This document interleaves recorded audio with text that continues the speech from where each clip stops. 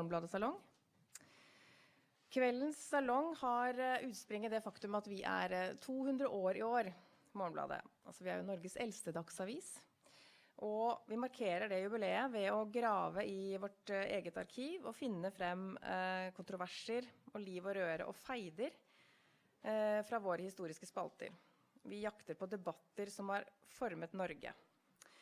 Og en slik debatt, der Morgenbladet har spilt rollen som aktør delvis, handler om jødenes adgang til riket, om Wergelands kanskje noe overvurderte rolle i å forme synet på den debatten i sin samtid, og hvordan jødene historisk sett fremstilt som fiender av nasjonen på ulike måter av Morgenbladet og også andre medier. Og for å få det historiske bakteppet så anbefaler jeg virkelig å lese den artikkelen som står i Ukens Morgenbladet, som Tove Gravdal har skrevet. Men det jo slik at antisemittisme dessverre ikke ligger på historiens skraphaug. Så i kveld skal vi snakke om hvorfor denne typen rasisme overlever, som rettet mot en liten folkegruppe. Og antisemittismen i Europa voksne? Disse spørsmålene skal dyktig Tove Gravdal ta opp i kveld. Vær så god. Og du kan også introdusere panelet, tenkte jeg. Ja. Thank you very much. For the non-Norwegian speakers in the audience, this was Lena Lindgren, the political editor of Morgenbladet. So again, welcome everybody. Thank you for coming on this very sunny and warm May evening.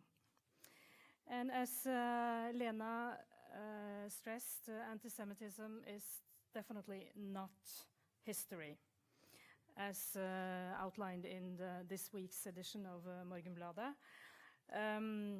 It's instead, antisemitism is increasing in Europe. And also in the United States, we have seen some horrifying anti-Semitic acts over the last few weeks.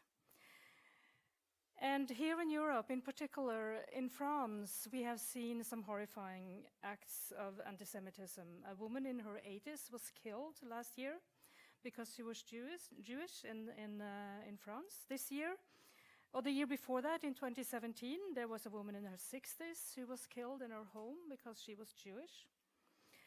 We all remember the attack in a kosher supermarket in Paris in January 2015. And then the year before that, a French national killed 4 people at the Jewish Museum in Brussels. And there was this attack on a Jewish school in Toulouse in 2012, killing 3 children and 1 adult.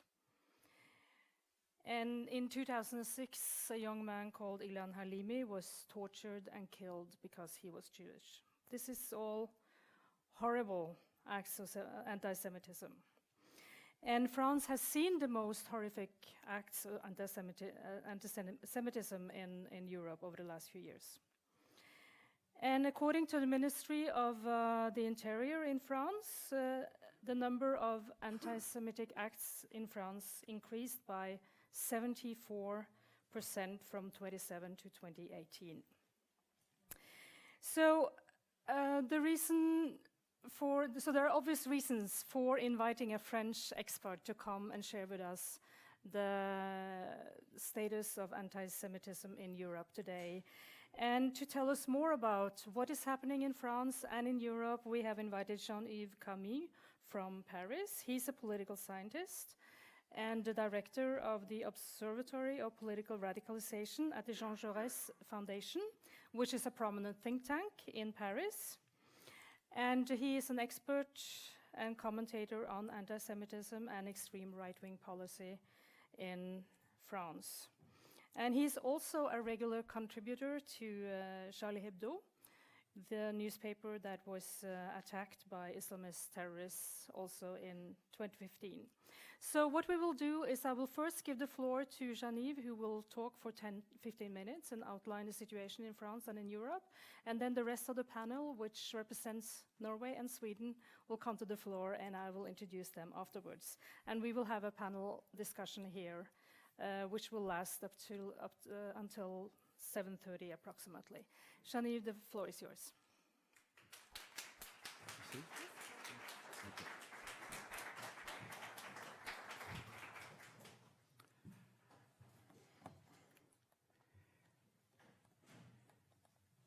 Okay, thank you for inviting me, first of all.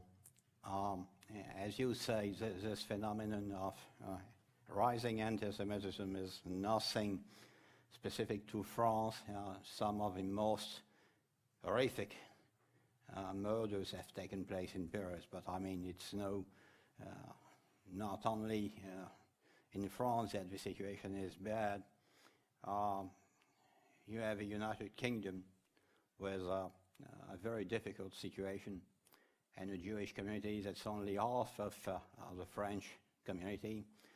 The situation in Belgium, which is a very seldom researched country, is also at least as bad as the one in France, especially because the Jewish community in Belgium does not enjoy the same level of support from the state we are used to. And working with a US-based university, George Washington University in Washington, D.C., I pretty well know that at this very time, the situation of the Jewish community in some American cities, especially New York City and its surroundings, is not bad, but nevertheless has worsened over the last few months for reasons that I should not explain tonight. But back to France. The situation of the Jewish community in France is quite a paradox. Because on the one hand, we have this rise in anti-Semitism, rising by 74% in the number of incidents when you compare 2018 with 2017. But I also think that you have to keep in mind that Jewish life in France is alive and well. Community life is alive and well. We have a number of culture restaurants, Jewish schools, Jewish magazines, Jewish radio stations, everything that makes a community vibrant and alive. We have everything of that in a proportion that's far bigger than we used to have back in the 1980s and 90s. The community is pretty shaken, of course, by what's happening, but it's a very lively community. And you also have to keep in mind that the number of Jews living in France is between 400,000 and 500,000, which means that at the present rate of 3,000 people immigrating to Israel every year, it will take centuries before the Jewish community will be extinct. So what I'm trying to do is researching anti-Semitism and trying to help building a future for all those people, for all those Jews who will not leave. Those who want to leave do not only live because of anti-Semitism, by the way. They live because they are Zionists. We have had a surge in the number of Jewish schools, as I just told you, and those Jewish schools, except a handful of very orthodox institutions, are Zionist and are raising our kids in the Zionist ideology so that when they become adults or young kids, they make their own choice and go to Israel.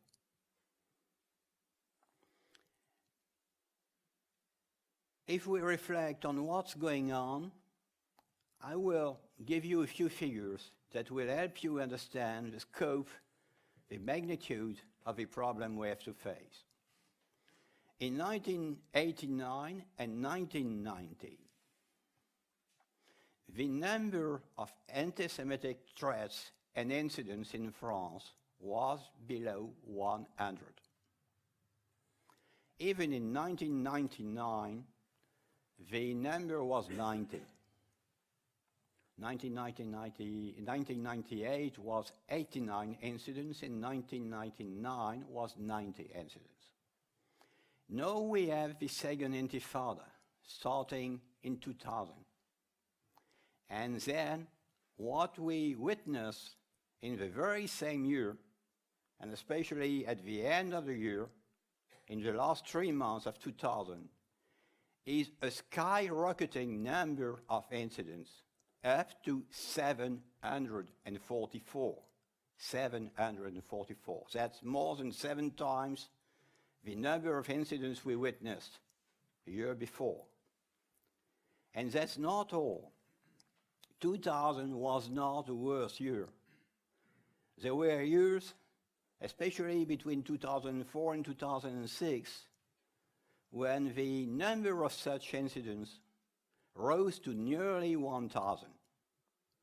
And it's not only with numbers. It does not only have to do with numbers. It has to do with the seriousness of those incidents.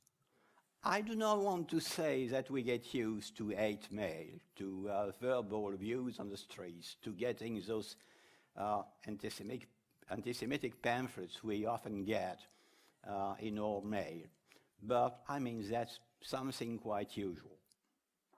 Starting with the murder of Ilan Halimi in 2006, we have something else.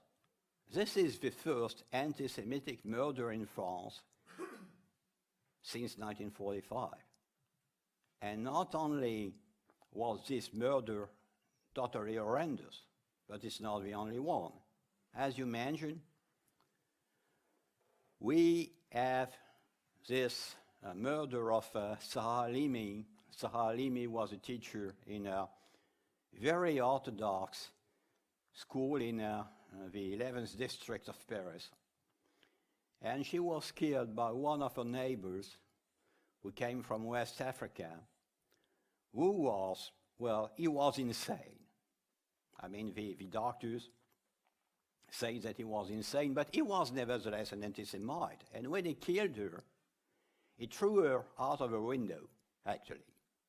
And when he grabbed this lady, she was more than 65, between 65 and 70. He grabbed her and just threw her out of window and saying, Allahu Akbar. And we also had this murder of this Holocaust survivor who lived very close to my home, Mireille Knorr, who was, I think, 85, lived on very friendly terms with all of her neighbors, both Jewish, Muslim, Christian.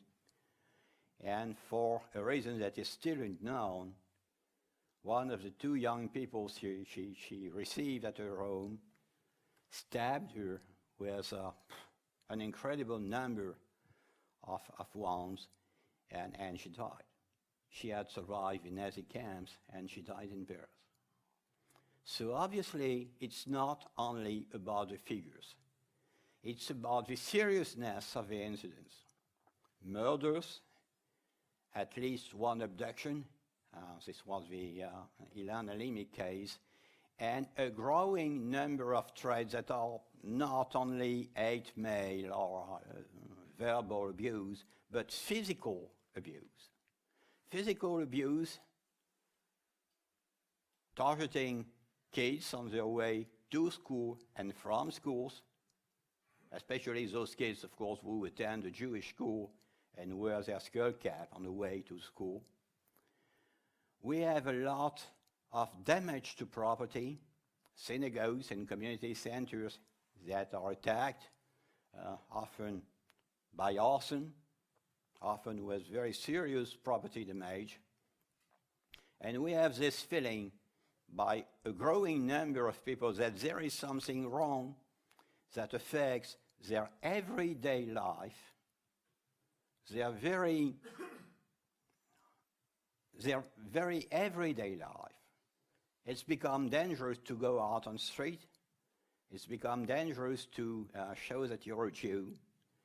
And, well, those people, of course, ask themselves the question, should I stay here or should I move? Moving, most of the time, means moving to Israel. It does not only mean moving to Israel. We have many young kids, many young Jewish professionals who emigrate to the United States, to Canada, some of them to London,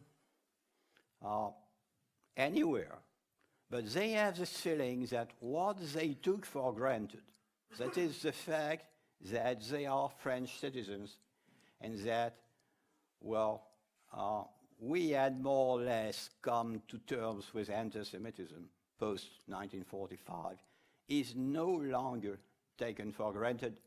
Even so, and I want to stress this, the French government, this present-day government, and the previous one as well, and the conservative government that was in power between 2007 and 2012, made everything possible with regard to law enforcement, with regard to educational policies, with regard to repression by the judiciary, to do something and stop this phenomenon. But if we want to go back to the roots of this phenomenon of growing anti-Semitism, we have to go back to the 1980s. My own personal feeling, my own analysis, is that we have been too lenient on two things: the multicultural society and radical Islam. Part of the left to which I belong, has consistently refused to acknowledge the fact that, well, you can live in France and say, I am different because I come from a non-European country, whether it be North Africa, West Africa, or elsewhere. But when you want to live in my country, you have to abide by a certain number of features, by a certain number of rules, and if you're not happy with those rules, I mean, that's not okay.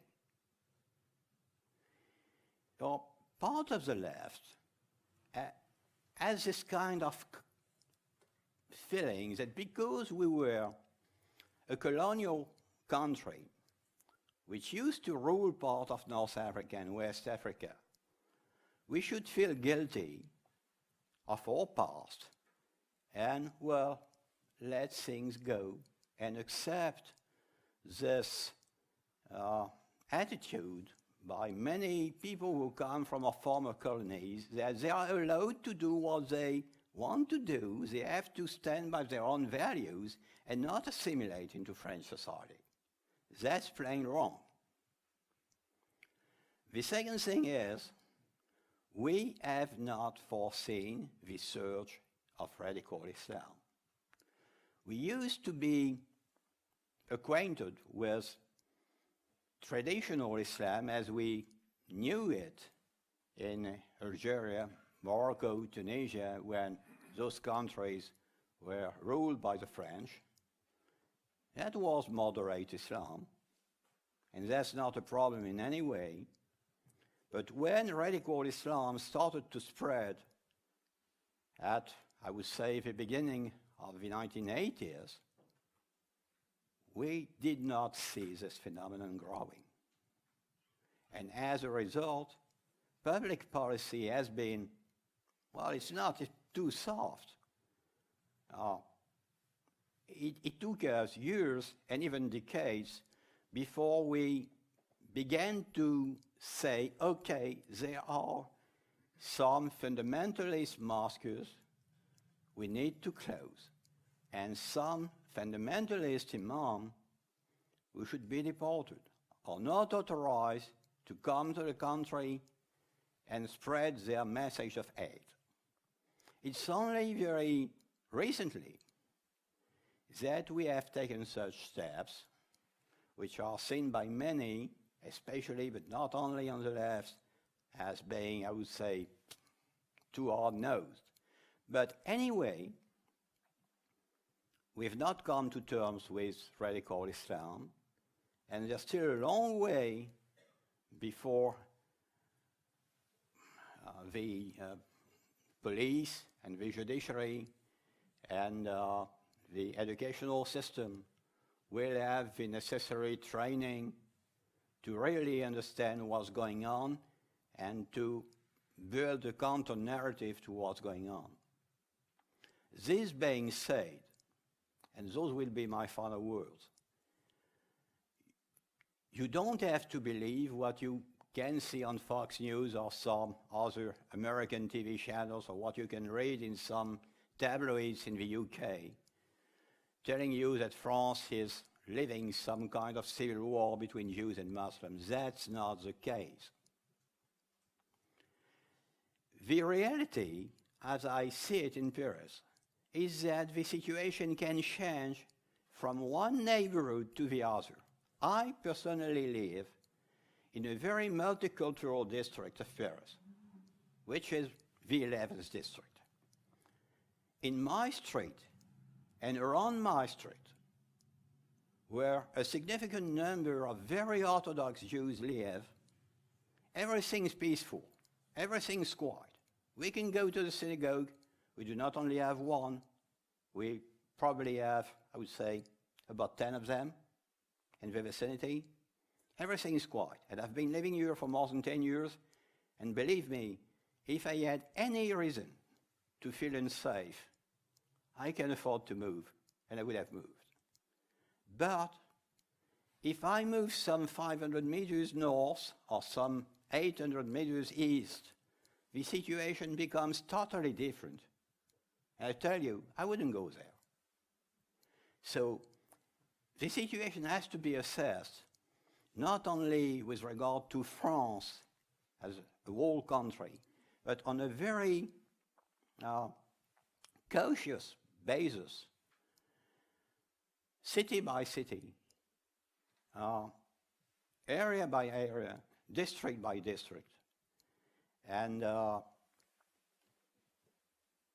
once again, whatever becomes of those who want to leave, we have to take care of those who remain, and especially of those who live in our suburbs, which are often not safe for Jews, and who cannot afford to move. Because you probably have seen many articles telling you that probably 2/3 of those Jews who live in the suburbs of Paris have moved to another city or to Paris proper. That's well and good. But if you want to move, you need to afford it, to be able to afford it. The rents in Paris are very expensive. The rents in the fashionable cities around Paris are very expensive. And those people who live in the suburbs are often people belonging to the lower middle class, some of them to the working class, with large families. And I mean, most of them want to move. They badly want to move because their very own security is at risk. But unfortunately, some of them are stuck there simply because they cannot afford to move elsewhere. And we are a free market economy, and the government and the cities do everything that is in their capacity to, I would say, help some families who are really in dire need of moving because their very life is threatened. But I mean, the public policy is such that the state cannot simply take those thousands of Jews away from the cities they live in and move them to other places. That's simply not possible. So this is an assessment of the situation. Once again, it's not good. One, I would say, kind of relief is that the institutions of the Jewish community are dealing with this on a day-to-day basis in a dialogue with the French government the French authorities at the local level, and we're pretty much confident that it will eventually succeed to at least curb the number of incidents. I say curb. But we will never, ever go back to the situation of the 1990s.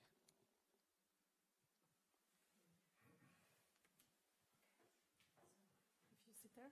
Okay. Okay, so I'll invite the rest of the panel.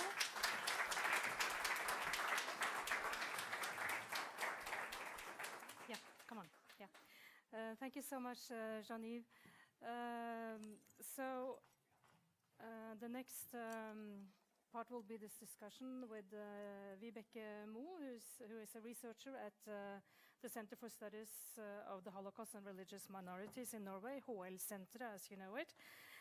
She's now doing her research on a PhD, where the main topic is narratives about the Jews among Norwegian Muslims. And Vibeke has done research on anti-Semitism in the Norwegian public, and she will outline for us the results of that research. And from Stockholm, Henrik Bachner, welcome. He has a PhD in history of ideas and sciences. And Henrik's main area of research is anti-Semitism, racism, and political extremism. He has written several books about this topic and is frequently invited as an expert to talk about this topic. So it's a very qualified panel, and I forgot to tell you that this discussion is live streamed, so and you can see it afterwards if you want things to be repeated. And we will, of course, follow up on several points that Jean-Yves made in his talk, but I first want to ask you, Henrik, there is troubling news coming from Sweden today about a possible anti-Semitic act in Helsingborg. We don't know for sure, but a woman who is Jewish, she was attacked by knife this morning, and we don't know whether she will survive this attack. And the police cannot tell us about the motives, but it might be an anti-Semitic act. And we have heard about attacks against Jews in Malmö and other Swedish cities. So can you just tell us a little bit how widespread is anti-Semitism in Sweden now? So I think you can say that in Sweden, research is quite limited, but if we look at surveys, for instance, how prevalent are anti-Semitic attitudes in the population in general, it seems that it's less prevalent than in many other countries. If you compare, in the sense that you can compare such surveys, it's a bit difficult. But we still see that anti-Jewish notions and perceptions exists in part of the population. But I think what is important and what we have seen, and this is also similar to other countries, is a more visible anti-Semitism in the sense, partly because of social media, of course, because it has become so much easier to spread these types of ideas. And also that in specific ideological, political, or political religious context or milieus, you can see a more aggressive form and more open anti-Semitism as well. So the problem is complex, and as you mentioned, in Malmö and other cities there has been a number of incidents. We also have, not as serious of course as in France, but still a problem among part of the population with the roots in the Middle East or who identify as Muslims. We also see this in surveys that it's more widespread in that part of the population if you compare to those who identify as Christian or non-religious. Yes, because Sweden has had a dramatic increase in the number of Muslims coming to the country, and I mean in 2015 alone you had 163,000 migrants coming to Sweden, and there is a certain fear of increased radicalization of first, but even more so, the second generation of Muslim immigrants in Sweden. And you see an increase in anti-Semitism in these groups, or? it's difficult to speak of an increase because it depends on what you have to compare with, but we definitely see a problem, a serious problem with anti-Semitism in part of that population. And we can also see it in Islamist groups, in organizations and individuals connected to the Islamist scene, radical Islamist scene, where anti-Semitism is, of course, a central idea ideologically, and they are spreading this kind of hate. And there is, like in every European country, I suppose, a threat against Jews and Jewish institutions coming from radical Islamists or jihadist groups. And I can just mention that the terrorist attack in Stockholm in 2017, which in the center of Stockholm, when a jihadi drove a car into people, on pedestrians on a street, it was revealed during the trial that before deciding to use this type of attack or a vehicle to drive into people, this person had also considered other possible targets, among them the synagogue in Stockholm. And I think this is also illustrative of the threat that exists. We know that Jews are a central target to these groups. But I would like to say also, because I think it is important, that if we look at the anti-Jewish propaganda being spread in Sweden, I would say that most of that, what we can see in social media, is coming from the far right. Okay. The far right is, if you look at the white supremacist movement, so on, it's quite small numerically, but they are very active and spreading a lot of hate against Jews. And there has also been a number of hate crimes coming from that part of the political landscape, so to say. So yes, there is a problem among those with a background in the Middle East, among part of that population, so to say, Muslim population. But it's not only from there. We see anti-Semitism in contexts having to do with the Middle East and Israel, the discussion of that, and parts of the left, and not least, I would say, which is important, parts of the far right. We will definitely come back to that, but I will bring in Vibeke, because when I was here last in this room, actually, in 2015, discussing anti-Semitism, Shoaib Sultan, who is a prominent politician and a former leader of the Islamic Council in Norway, he said that we need to know more about attitudes among Muslims in Norway towards Jews. And you have been studying this, Vibeke. Can you please give us the basics of your survey from 2017? Yes. This is the report. It's first of all, it's a population survey, or it was a population survey. So I think our main it's not only the Muslim population; it was absolutely the whole population. Yeah, and the general Norwegian population, which includes, of course, also Muslims and Jews. But yeah, and it was a follow-up survey from the first one was in 2011. And so what we were perhaps most interested in was the development, if there was any increase or decrease in anti-Semitic attitudes. And well, the short answer is that we found a decrease in all the 3 dimensions of attitudes measured. And with the 3 dimensions, I mean the cognitive dimensions, that is stereotypes, ideas about Jews. And the second one is a social distance, whether or not you want to have or accepted having Jews as a neighbor or among your circle of friends. And the third dimension of sympathy or antipathy connected to feelings towards Jews. So anti-Semitic attitudes were less prevalent on all 3 levels in the general population than 5 years earlier. Yeah. So you found that it had decreased, and in the general population, prejudiced attitudes against Jews had decreased from 12% to 8.3%. Right. In the general population, but it was significantly higher in the Muslim population. Yes, the cognitive dimension that has to do with stereotypes and ideas, notions about Jews, was significantly more prevalent among the Muslim respondents.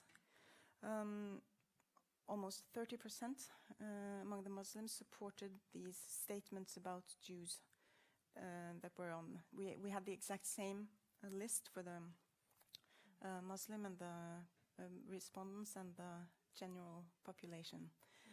But it's very important to say that since we had these three dimensions, we were able to be more specific when it came to attitudes. So what did anti-Semitism among the Muslims look like? And it was not, we did not find a bigger, or at least not significantly bigger, social distance to Jews, and not more antipathy towards Jews. So it's not really, we didn't find hatred, we found ideas.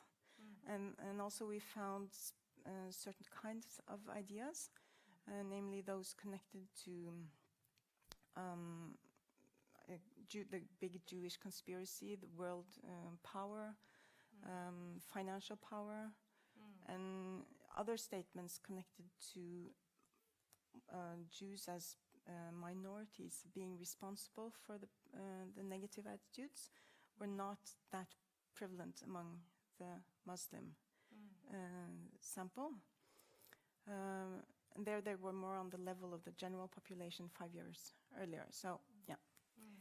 But it's interesting because when I did research for the story that is published in this week's Morgenbladet, there was this conspiracies, and a colleague of Vibeke, who is a source for that article, he said that in the 1920s, for instance, it was a very prevalent feature in Norwegian newspapers, talking about the abstract Jew.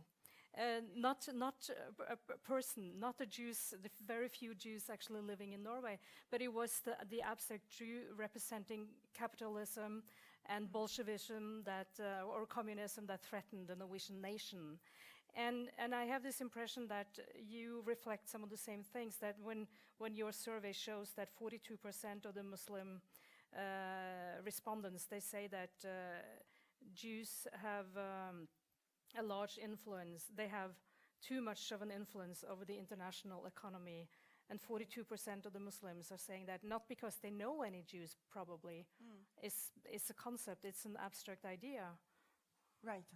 And of course, Norway, compared to, for example, France, is a very different country in these, when it comes to the presence of the Jewish minority, because we have a very, very small Jewish minority. So anti-Semitism in Norway is really an example of anti-Semitism without Jews.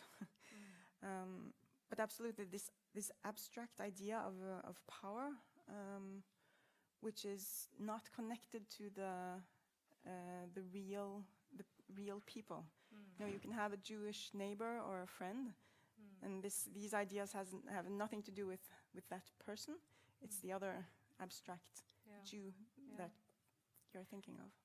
And these conspiracies are coming out in different forms, and if we go back to France, we see it now. I mean, the Norwegian media has covered extensively the Gilets jaunes, the yellow vest movement over the last 6 months. And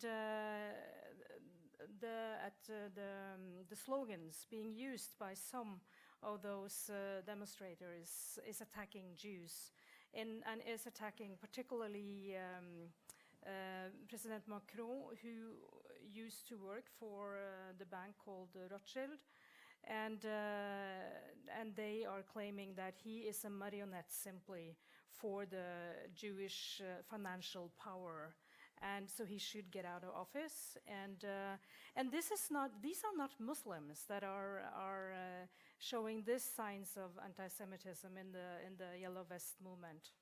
You're right. The number of Muslim demonstrators is very small. We only had one anti-Semitic incident involving a Muslim fundamentalist. It has become quite well known that Alain Finkielkraut, who was a very well-known French philosopher, was attacked on the street by a demonstrator who happened to be a Salafi. But I mean, I've been following all those demos from the start. When he was walking on the street, yes. and he happened to end up in the yellow vest demonstration, and he was attacked by this. He was verbally abused by 2 or 3 guys who belong to the Salafi movement. I've watched all of those demos from the start. It started on November the 17th, 2018. And I must say, there were tens of thousands of people on the streets each and every Saturday. And I must say, I've not seen a majority of Salafi people, otherwise I would have noticed it. So this is obviously a case of traditional anti-Semitism that has to do with the usual stereotypes. Our president used to be an investment banker with Rothschild. By the way, he only stayed for 3 years with Rothschild. But nevertheless, this has become, and it started to become an argument at the time of the presidential campaign back in 2017. As soon as he was a candidate, he was attacked, especially from the far left parties, as a tool of international banking, as a tool of big money, cosmopolitan interest. He was said to be devoid of any roots in the country. Well, he's 100% French. And it started that way. He began to be portrayed as the candidate of big money against the people. The anti-Semitic dimension of the Yellow Vest movement started, I would say, 2 or 3 months after the start of the movement, when some people from the extreme right decided that, well, having so many people on the street for Saturdays on and on was something they should take advantage of, and they decided to join the marches and spread their propaganda. There was much propaganda on the internet, of course, urging people to join the demos and emphasizing the anti-capitalist, anti-globalist dimension of the movement in a way that was sometimes quite anti-Semitic. But that's the usual stereotype that we've seen for centuries. Yeah. Exactly. And Henrik, when talking about this traditional anti-Semitism, you have the Sverigedemokraterna, the Swedish Democrats' new party in Sweden, or the extreme right-wing party, which none of the other parties want to work with because their roots are Nazi or fascist. How prevalent is anti-Semitism in this party? And do you see that same kind of traditional anti-Semitism in Sweden as well? Yes, I think with regards to the Sweden Democrats, I would not characterize them as anti-Semitism is not important to their party, to their outlook, I would say, but you find much more than in any other political party, politicians on every level who express anti-Semitism within the Sweden Democrats. Before the election this autumn, in 2018, there were quite a number of Sweden Democrats who had to leave their being candidates for the election and had to leave this because there were media reports showing that they were expressing anti-Semitism, particularly in social media and other settings. We also have, of course, which has to do with the nationalist ideology of the Sweden Democrats. They are very obsessed with what constitutes the nation, who is a Swede, who is not a Swede. And there is a discussion by a leading Sweden Democrat which is going on and on about Jews are not, according to him, Swedes, and only those Jews who have sort of left or rejected their Jewish identity are proper Swedes. You have other leading Sweden Democrats saying that, well, the Muslim population is a problem, but the Jews are not because they are so few, meaning that if the Jewish population was larger, they would be a problem. So there are some of them express anti-Semitism, some are very ambivalent with their attitude to Jews. So this is a problem. And when you ask about what type of anti-Semitism do we see, well, we see very much of these conspiracy theories among both Sweden Democrats and the broader far right, the right-wing nationalists, the sympathizers of this type of party, also Sweden Democrats, claiming that Jews have too much power, too much influence over media, over finance, over politics, conspiracy theories of different kinds. So this is what we see, and it's all often expressed in coded terms. You use these code words, these like Rothschild, like Soros, like globalists, cultural Marxists, Zionists. So they don't always speak in direct terms, but very much in coded terms. How prevalent is this kind of anti-Semitism in Norway, Vibeke? It's quite typical, I think, in all over Europe, even though we see much more explicit anti-Semitism now than we did before due to new media.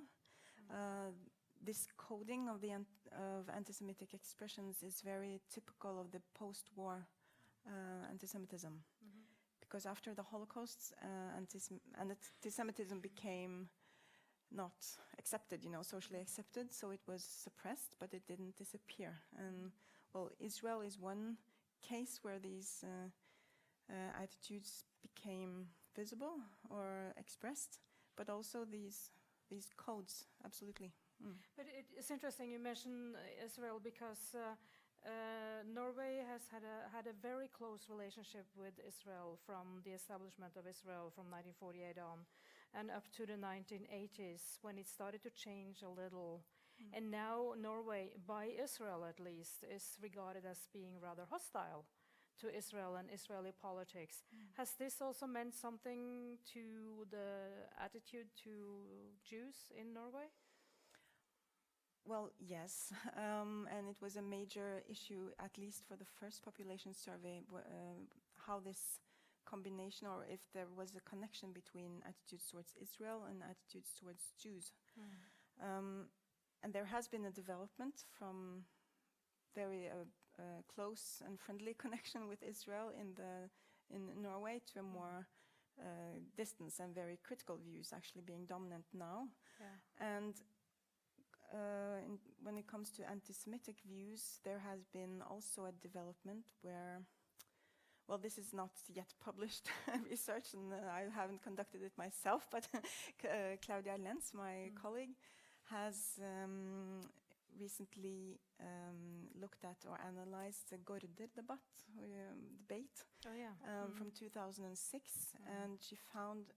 this is the famous writer Jostein Gaarder, who wrote an op-ed in one of the leading newspapers where he criticized Israeli politics. Is that right? Right. And the debate really shows how the awareness of this connection that criticism of Israel can be anti-Semitic is there. And that's new. It was not like this in the 80s. Okay. So there has been a development of an awareness of a possible connection, but we are not yet concluded exactly when criticism is anti-Semitic, or there is no consensus. But there is a link, and we found that also in our surveys, that those who are most critical towards Israel also more often support anti-Semitic or have anti-Semitic attitudes. This is very interesting because when I was last in Paris, I realized that there is a vivid debate in France about equalizing anti-Zionism and anti-Semitism. And President Macron himself, when he commented, he visited the Jewish Council in Paris after the attack on Alain Finkielkraut, and he said, l'antisionisme est une des formes modernes de l'antisémitisme, meaning anti-Zionism is one of the modern forms of anti-Semitism. And Jean-Yves, can you just explain to us? I mean, we have to make sure that you understand, because in France, rejecting that Holocaust took place is a criminal act in France. You can be sentenced for. You can be jailed. Pardon? You can be jailed. Yeah, exactly. Yeah. So and now there are lawmakers who want to make it illegal, to make anti-Zionism illegal as well. Can you just outline for us this debate and the pros and cons for equalizing anti-Zionism with anti-Semitism? Well, I would say the pro is that most of the time, criticism of Israel, when it amounts to depicting the state of Israel as the equivalent to the Nazis, when it includes calls for the destruction of Israel as a state, as a country, amounts to anti-Semitism. There's no doubt about that. The cons on the other hand, I personally, but that has to do with the kind of Jewish upbringing I have, is that it's not that clever, I would say, if we want to be safe, to put such legislation at the forefront of the community agenda. This will only raise more strife and calls for antagonism towards the Jewish community, who once again will be accused of manipulating politics and having enough power to have the members of parliament vote such a legislation. So I'm not really convinced that this is a good way to tackle the anti-Semitism issue. The best way, in my opinion, is that each and every time there is an anti-Semitic incident, let's start with this. There should be a complaint, and this complaint should go all its way to the court, and the one who is responsible should be sentenced, fined, or jailed if necessary. The first answer is with the judiciary, not finding some kind of an excuse for any anti-Semitic incident, and reporting not only the incident, but what becomes of the perpetrators. Because most of the time we know that there's been an incident and the perpetrator has been identified, and then, well, we just lose track of everything. Henrik, what is your opinion on this? Is anti-Zionism equal with anti-Semitism?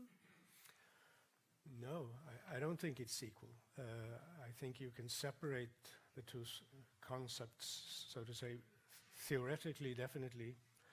But if you look at the practice of what anti-Zionism has meant in the post-war era and today, you can see that anti-Semitism and anti-Zionism often, but not always, but often merge, often overlap.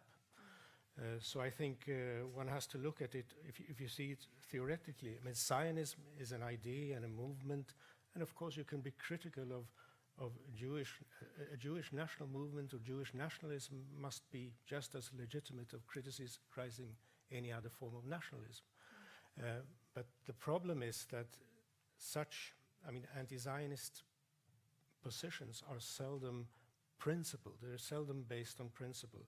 If you look at the argumentation, you often see that this is not a position who says that I'm against nationalism and therefore I include Zionism in a general sense, and I'm against nation states and therefore I include the state of Israel as one example and I want to abolish it. But these are arguments and positions taking specifically against Jewish forms of nationalism and a Jewish nation state, and thereby it becomes much more problematic. But then if you look at the practice of anti-Zionism, we can go back to Soviet-style anti-Zionism. And I think it's important to do so because it was very influential also on far-left anti-Zionism in Europe and also on Arab forms of anti-Zionism in the Middle East. What characterizes the Soviet style? The Soviet style of anti-Zionism, they did not define Zionism as a national movement, but as a Jewish world conspiracy. So they spoke about international Zionism, like the Nazi language of Weltzionismus and so on. And so Zionism was either the core, the driving force behind, or an instrument for so-called world imperialism. It had not, its aims were not reduced to establishing a state, a Jewish homeland in Israel, but global aims of suppressing and usurpating people around the world. And the Soviets were also those who established Zionism as a dirty word, equalizing with colonialism, imperialism, fascism, Nazism, and developing this idea of an inversion of the Holocaust, what Deborah Lipstadt, the American historian, called soft-core denial, a soft-core denial, a form of Holocaust denial, in the sense that the state of Israel was now construed as a new Third Reich in the Middle East, and everything Israel did in the conflict with the Palestinians was a repetition of the Holocaust. And these were all motifs that were taken up by Western forms of anti-Zionism, and you still find it very much today. So, yes, the two can be separated. There are two different phenomena. They can be separated theoretically and practically, but when you look at it empirically, they often, if not always, do merge or overlap in different ways. That is my view. And Vibeke, among your respondents, I would imagine that many of them are, because what we have seen here in Norway is that there has been extreme, rather violent protests against Israeli policy among what I would imagine are Muslim young people. And so does this anti-Zionism or criticism against Israel and anti-Semitism merge, as Henrik describes it? Well, yes, to some degree, but it's important to say that I too believe that these two are separate phenomena, and that criticism of Israel can be both very strong, even violent, and irrational, without being anti-Semitic. It has to do with other. You have to analyze it more specifically. But these demonstrations, we have had some in Norway as well, not as much as in the rest of Europe. And there's been some time since the last one, actually. But there is a connection, as I mentioned earlier. Absolutely. You want to comment? Just a short comment, because I just want to make clear that I do not mean by anti-Zionism criticism of Israeli policies. No, okay. That is something completely different and completely legitimate, and in my view, incredibly important.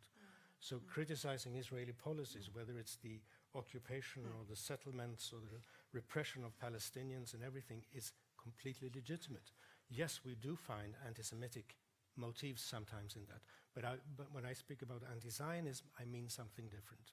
I mean a rejection of delegitimizing Israel as a state and so on. So I think those are also very important to separate, so to say. But isn't it a little confusing that Israeli government officials, they call anti-Zionism for anti-Semitism, and by anti-Zionism they mean very often criticizing Israeli policy? True, and I think you should never listen to the Israeli government in cases concerning anti-Semitism, because they very much instrumentalize it for different needs. But I mean, in the broader discussion, there is also very much, these issues are conflated. Yeah. You hear people saying, I'm an anti-Zionist because I'm against Israeli occupation. And then you try to enlighten them and saying that, well, much of the Israeli left and the peace movement who are against the occupation for a two-state solution define themselves as Zionists. So what do you mean by Zionists? So these are very, unclear, unprecise uses of the concept.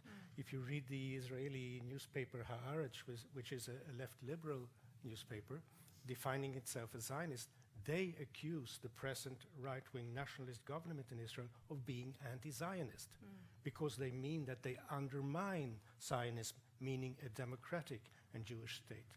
So it's a complete mess. But I mean, when we discuss it as concept, we have to try to define what we mean, and then to go from there. Your comment. It seems very clear to me that Zionism is a political ideology whose goal is to give the Jews the right to have their own nation state. Okay? So anti-Zionism is just the opposite. So I'm old enough to have seen many nation states emerge, even in the 1960s or 70s. I very well remember the controversy we had back in, was it 1972 and 3, when Bangladesh became a separate country from Pakistan at the end of a civil war, and some 100,000 of casualties. Okay? I have never seen any demonstration in any part of the world saying, we oppose the right of the Bangladeshi people to have their own nation state. Never. What's the difference between the people from Bangladesh claiming their own state, their own right to nationhood, and the Jewish people claiming their own right to nationhood? In my opinion, none. And yet, the Jewish claim that we should put an end to the diaspora and have a nation state is the only one that's been criminalized. And I mean, I'm very easy on this, because I belong to an Orthodox non-Zionist community. My personal way of being Jewish is not the way of Debatt, whom I think was a liberal, non-religious guy. But I have to admit that only the Jews had this very specific fate that after 1948, people denied them, and only them, the right to choose between living in the diaspora and emigrating to their own nation state. Vibeke, you wanted to comment on that? No, well, I just wanted to comment that we talked about coding, and of course the word Zionist is also now appearing everywhere, also outside of the ideological or nationalist debate, just as a word or a code for Jew. So it's really chaotic landscape. Yeah. I want to bring in another form of anti-Semitism that you see again, particularly in France. We have talked about anti-Semitism in Muslim communities, and then the traditional European centuries-old anti-Semitism. In France, we have seen the most well-known personification of this anti-Semitism is Dieudonné, who is he's an artist and he's of African origin. And their main point is that, or they are claiming that Jews are monopolizing sacrifice. And they claim that the slave trade is just as much a tragedy and a crime against humanity as Holocaust. And it's unfair that denying Holocaust is illegal while denying the slave trade is not illegal. And can you explain to us a little more about this form of anti-Semitism and how prevalent it is? Yes, at the start of it, this fellow was born from an African father and a mother who comes from a very specific city, Nantes, which used to be one of the center cities for the slave trade, by the way. Okay. Hmm. And I think this is quite important for his personal history. So he started by saying, there's something wrong here.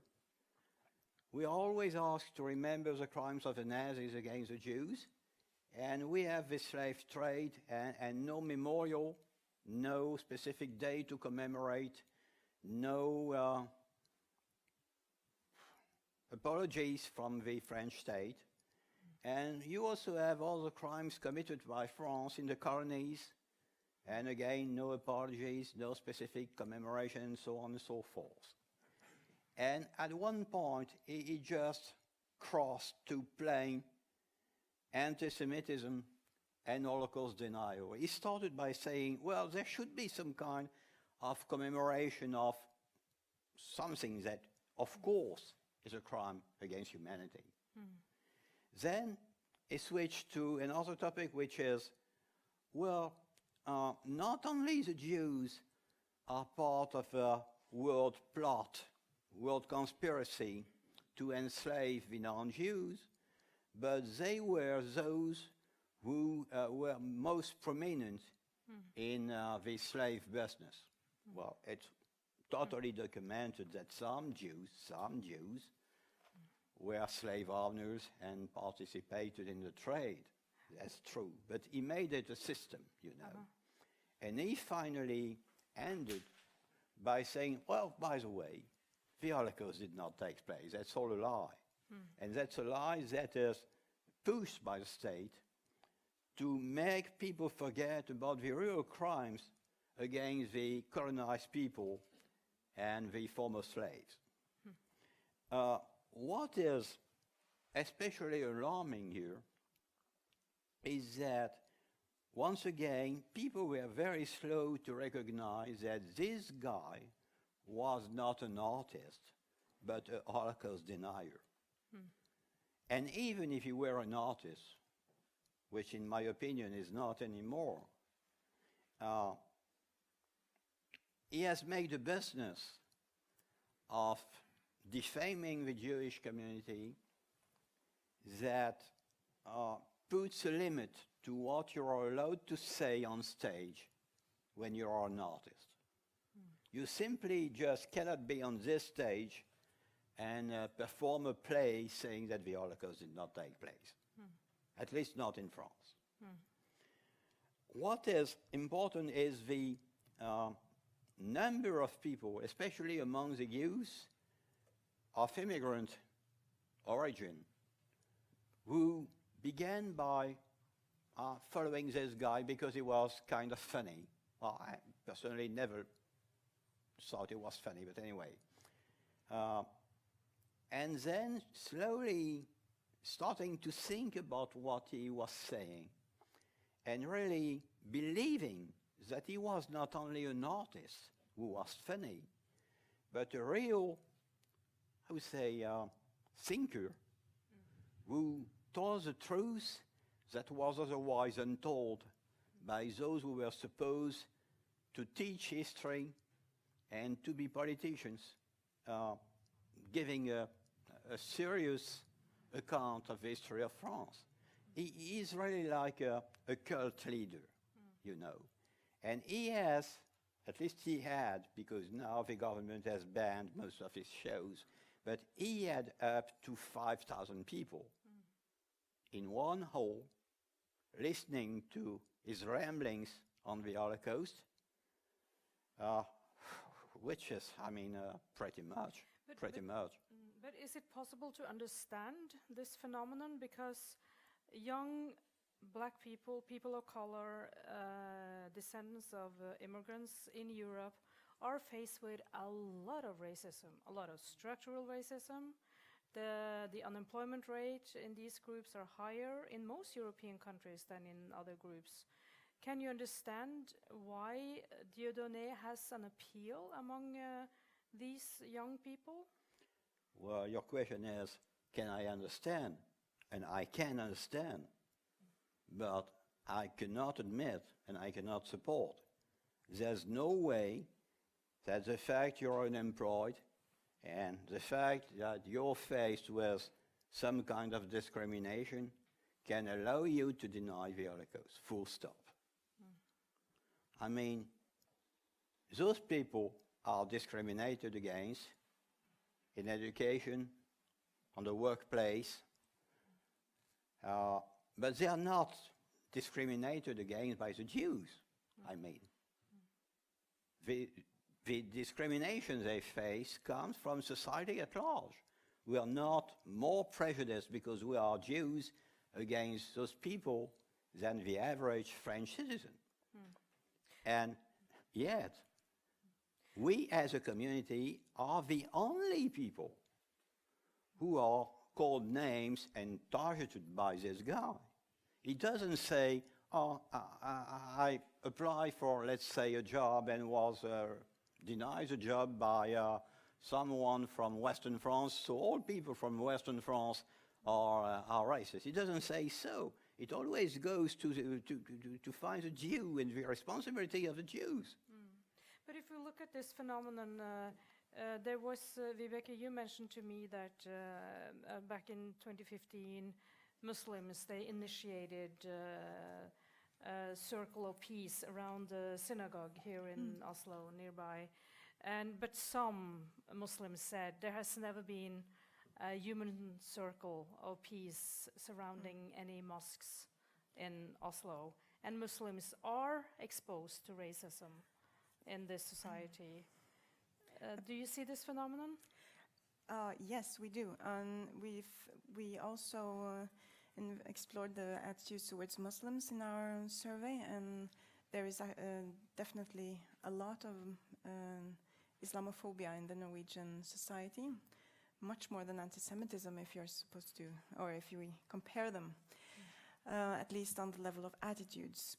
And we did see some expressions like the one you mentioned, where with this competition of victimhood, like who's suffering the most, which is, of course, not a fruitful approach. But it's, I think it's easy to understand. And also, there was actually a circle around the synagogue, one of the mosques later. But I think in order to combat these prejudices and negative attitudes, I think it's really essential that we see the relation between them, how they are both supported by the same people. I mean, we found in our survey that xenophobia was the main explanation factor for both anti-Semitism and Islamophobia. And if you had one attitude, you were more likely to also have the other attitude. So instead of acting as if Islamophobia and anti-Semitism and Muslims and Jews are polar opposites, it's important to see that not just because we want to be friends, but there are actual relations between the negative attitudes and also Jews and Muslims in our survey reminded us that there are also similar experiences between that can build bridges, between the minorities in the Norwegian society. So. And then, of course, you have all the conspiracies concerning Muslims as well, like the Eurabia theory. Right. And Henrik, what is your opinion? Can you say that Muslims have taken over for the Jews as the source of all evil in this conspiratory world out there? No. I don't think so at all. I mean, these are two parallel problems. Islamophobia and anti-Semitism exists in parallel, and sometimes they foment each other. I mean, you can see this, and we see it in many cases in Europe. But I think we have to remind ourselves that they exist both, and Muslims has now taken the place of the Jews as an object of hatred, because the Jews are still there and anti-Semitism is still there.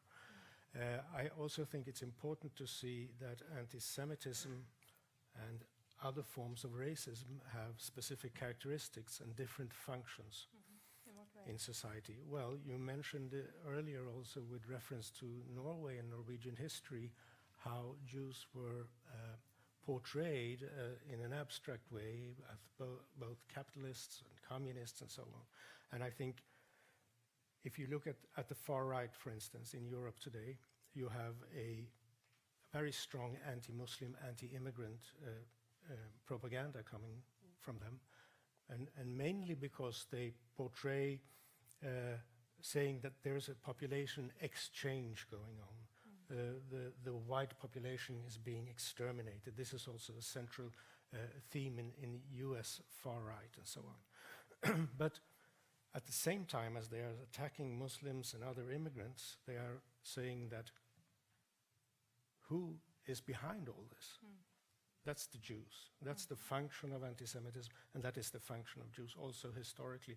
That is, you have the idea of a Jewish world conspiracy. Jews are behind migration. Jews are behind globalism. Jews are behind every form of societal change, behind multiculturalism, behind feminism, behind increased rights for minorities, for LGBTQ groups and so on.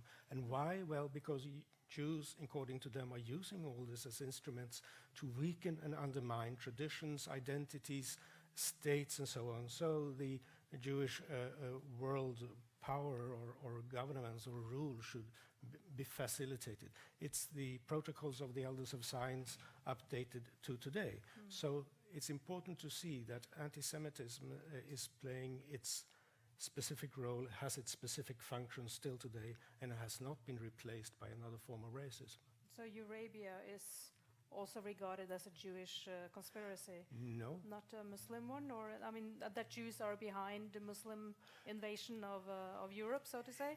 That's one of the conspiracies? Well, I think you can comment on this also, but I mean, I think there is also Islamophobia, anti-Muslim forms of conspiracy theories and propaganda that do not involve Jews. There are right-wing populist groups who adopt these kind of ideas who do not refer to Jews, but in much of the far right, and specifically in the very much the most extreme far right groups, the idea that Jews are behind migration is a core idea.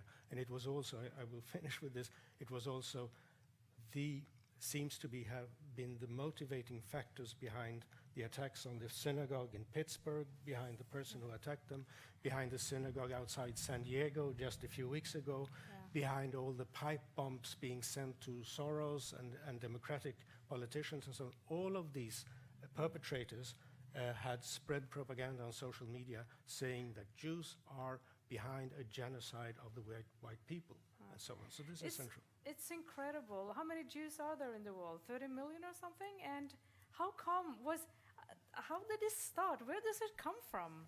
How powerful is it possible to be? Is it only because they killed Jesus Christ that it started, or was it? I mean, but you know, they're not true, these ideas. No, exactly. I mean, how come? Where does it come from? Jean-Yves, do you have any reflection on that? I hope that what I will say is not offensive to anybody, but I think that if you want to understand anti-Semitism, you have to remind what some of us say or might say on the festival of Passover when we read the Haggadah, which is the tale of how the Jewish people was freed from the plague of Egypt. And at one point in the Haggadah, we say, Eleshe bechol dor vador hamad aleinu v'chaloteinu, which means in each generation, there are people who race to exterminate us. In each and every generation, there are people who race to exterminate us. And the following sentence is, Et HaKadosh Baruch Hu matzilenu miyadam, but the Almighty has saved us from their hands. I think that after more than 30 years of studying anti-Semitism, I have no more to say. Vibeke, where does it come from? Well, the Jewish experience or history in Europe is a minority history. and the minorities are always the ones to get persecuted in society. So I think that's the main explanation. And then anti-Semitism functions. It's used in under different circumstances to as a scapegoat. Yeah. So there is a Christian root, there's a racist root, there are different roots and different ideas, but the idea of the Jew is a scapegoat, and it's been like this for hundreds of years in Europe.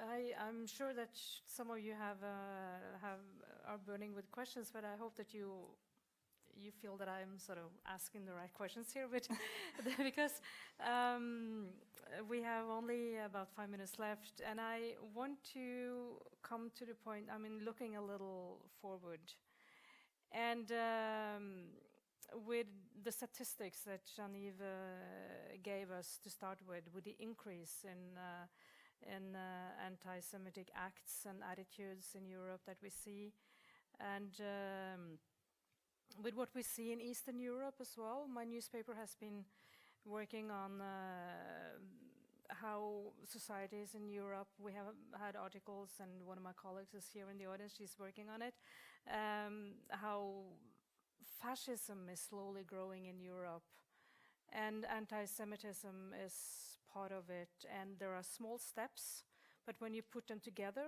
like my colleagues did, then you can see a pattern of more authoritarianism in Europe, and it looks a little scary.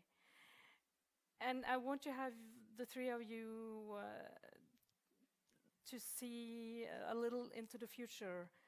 Are we doomed due to social media and all these conspiracies spreading and these authoritarian steps that we see in democratic countries? And I mean, Poland and Hungary are interesting examples now. There was this demonstration in Poland last Saturday against, what do you call it, the restitution, yes, exactly, of Jewish property from the Second World War. So there are currents in Europe that are scary. Henrik, what is your opinion? Are we doomed? No, I don't think we are doomed, but of course there is a crisis and there is a definite threat to liberal democracy in Europe and in other parts of the world. And you mentioned Poland and Hungary are two examples, and we can see these tendencies in many countries. And I think it is important to see also we are discussing here the issue of anti-Semitism, and it often is part of the picture, so to say, in these countries. You and see also, that, yeah? Okay. yes, and also, of course, a threat to other minorities and to immigrants and to liberal values. We see the threat against journalists, against the legal system, and all this belongs together. But I think it is important to see that something new has happened in Europe, in the European Union, in the sense that we now have a government, the Hungarian government, who exploits anti-Semitism as part of its government policy in a very specific way and in a very influential way. And by that I mean primarily the Soros conspiracies, the George idea... Soros, the the billionaire who has been funding university in Hungary. Yes, and of course I don't mean that everybody who criticizes Soros or the Open Society foundations do this out of anti-Semitic motives, but we see very much how Soros has been created in a traditional way as a symbol of a Jewish conspiracy. And he is now, just as an example how anti-Semitism functions, he is now used to explain global migration, migration from Central America to the US, protests against the new judge in the American Högsta domstolen. Yeah, the Supreme Court. The Supreme Court, and in Europe and so on. And in Poland we have similar tendencies, and this is very dangerous, I think. And the European Union has to be, sometimes they are, but they have to be very clear against such tendencies, these authoritarian tendencies in many countries, including racism and anti-Semitism. So yes, it's a big problem, but I think I just want to end by that in a more positive note, and also to mention that if you look at surveys in several countries, I mean, parallel with all these tendencies of anti-Semitism, if you look at that, you can also see that Jews today, probably in many countries, are more respected than ever before. I mean, so you have these parallel tendencies, so it's important not to just to focus on everything that is bad and threatening, but there are also positive trends in all this. And also the survey that Vibeke and her group did back in 2017 is also a positive sign of Absolutely. attitudes. Well, yes, and also I think we need to remind ourselves that many of these negative reports are concerned with incidents, which is serious, of course, but it has to do with the spread of expressions, hate speech on the internet and things like that. It's not necessarily a valid measure concerning attitudes. So it might be increased activity among certain groups. I mean, we know that it's a question of increased activity among extremist groups, radical groups, and in combination with new media, it looks very frightening. And of course, we have these very serious incidents also, but it's not necessarily all bad. Yeah. But I have to say, I live near the synagogue in Sankthanshaugen, and I walk by there and I see the barriers. You cannot enter into the street. There is a police car parked there constantly. In Paris, you see it everywhere. In front of Jewish schools, it's impossible to park. And actually, one of the few places I've been in the world where there hasn't been any barriers surrounding the synagogue or a Jewish institution was in Tehran, in Iran, which is surprising. And one of the Jewish leaders that I spoke to there, he said that, well, we are not threatened. I don't know whether that is true, but anyway, it was actually rather striking. But Jean-Yves, to wrap up, how do you look at the future? Can we fight anti-Semitism? We can and we must fight. And I also think that there are not only negative signals emanating from our societies. We have surveys in France, for example, showing that up to 80 and something % of the overall population saying that it would be no problem to have a Jew as president. And in several instances, there were contenders for the presidency who were Jewish. Well, actually, they did not make it, but for reasons that have nothing to do with anti-Semitism. Being an elected official and being Jewish in France today, even in cities where there is a very small Jewish community, is not a problem anymore. That's a big change from even the 1960s. You have to remind that back in 1976, when the Minister of Health, Simone Veil, had this law on abortion passed in Parliament, she was attacked on the floor of Parliament as someone who was eager, quote, to follow in the steps of the Nazis by killing French babies. And she was a Holocaust survivor. She was. So those kind of things you will not hear anymore on the floor of Parliament or, in fact, anywhere on a TV panel of politicians, hopefully. What I see as a doom prospect, a grim prospect, is the fact that the idea of restricting the freedom of religion of the Jews is, in many countries, taking ground, I would say. We are faced with the problem of Muslim fundamentalism. Some political parties, including our own National Front, say, well, in order to react to the Islamist movement, we have to ban the veil, the hijab, we have to ban halal food, we have to ban some symbols of Islam, And because our constitution does not allow for a ban on one religion that is not paralleled with a ban on other religions, there are more and more people today who say, well, you want to ban halal food? Well, you also have to ban kosher. If you want to ban the veil, you have to ban the kippah. And there are no attacks even on Brit Milah, which is a very sensitive issue for the Jewish communities. And what many of those political parties from the radical right, what they are asking us is, well, you can continue as Jews, but you have to, not show it. Assimilate. And, being a good citizen does not necessarily mean, at least in my opinion, totally forgetting about your roots in your religion. And I really see this as a threat. Not only in France, but in Germany, in Belgium, in the Netherlands, in many countries in Europe today. And I think we have to stop there. I just want to end by reminding myself of what I experienced as a very young journalist. That taught me a lesson. There had been a profanation of Jewish tombs here in Oslo or somewhere in Norway. And I was working for a radio station, and everything was happening very quickly. So who do we call? Well, let's call Leo Eitinger and have a comment.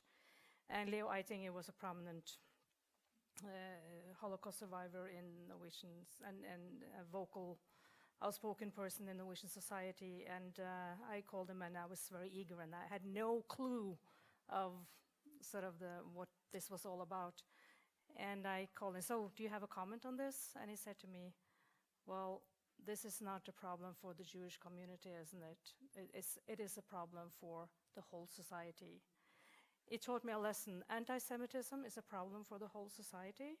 And I hope that we contribute to fighting anti-Semitism and all racism by creating awareness through this meeting. So thank you all for coming. I think it has been a very fruitful conversation. Thank you to the panel, and thank you all for coming tonight.